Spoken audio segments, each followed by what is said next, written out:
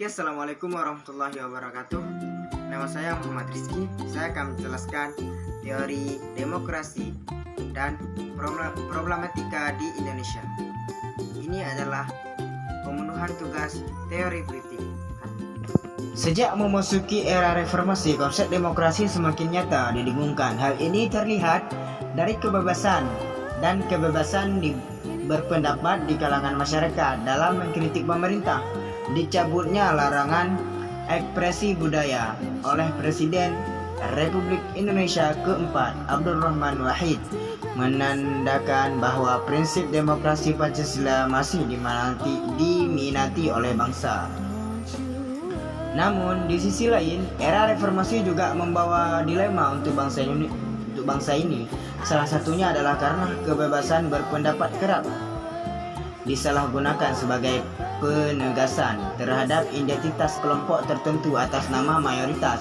Hal tersebut tentunya menjadi permasalahan tersendiri bagi bangsa ini, dan secara potensial ini dapat mencederai hakikat demokrasi Pancasila. Sebagai contohnya, banyak kita temukan konflik berbasis perbedaan agama dan budaya, terjadinya masyarakat, meraknya ujaran kebencian terhadap kelompok minoritas, serta bermunculan ideologi intoleran dan kejahatan terorisme di level pemerintah dan politik. Kondisi demokrasi di Indonesia, khususnya dari aspek supremasi hukum, juga cukup mengkhawatirkan. Salah satunya bisa kita soroti dari banyaknya tindakan pelanggaran HAM, minimnya perlibatan aspirasi publik terhadap rancangan berbagai undang-undang seperti revisi undang-undang KPK,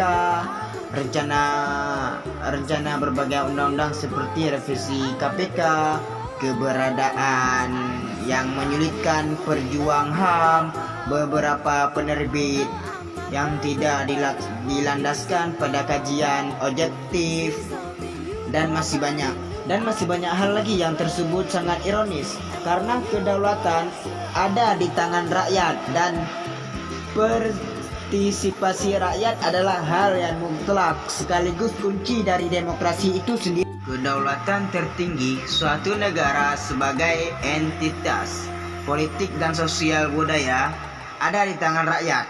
Demokrasi Indonesia oligarki. Partai, meskipun bentuk pemerintah dan sistem lain dapat digunakan secara konseptual, demokrasi dianggap oleh sebagian besar komunitas internasional sebagai bentuk pemerintah dan sistem politik terbaik.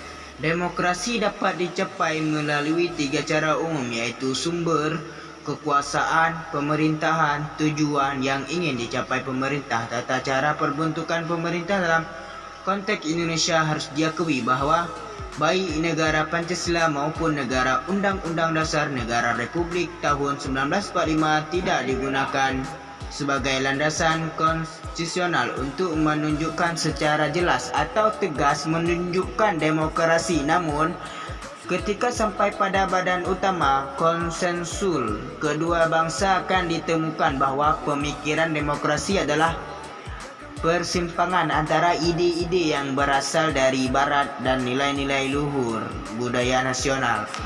Yang berlaku dalam pembina demokrasi bukanlah demokrasi sejati, melainkan demokrasi semu, karena semua kegiatan pemerintah dan pemerintah nasional ditentukan presiden sebagai kepala negara dan pemerintah pada masa Orde Baru di bawah kepemimpinan Presiden Soeharto di Indonesia. Demokrasi sesat demokrasi mencapai puncaknya. Apa yang terjadi di era Presiden Soeharto, yaitu sistem angsuran kepala negara yang tidak dibatasi, juga terjadi di era Orde Baru. Presiden Soeharto menjabat selama 30 tahun. Dia dipilih melalui pemilihan umum yang tidak demokratis. Kedaulatan rakyat telah dikebiri karena partai politik sebagai wadah untuk mengekspresikan dan menyatukan keinginan dan kepentingan rakyat. Dikebiri untuk melenggangkan kekuasaan. Pemilih presiden menganut sistem yang dapat saya sampaikan. Bila ada kekurangan saya mohon maaf. Assalamualaikum warahmatullahi wabarakatuh.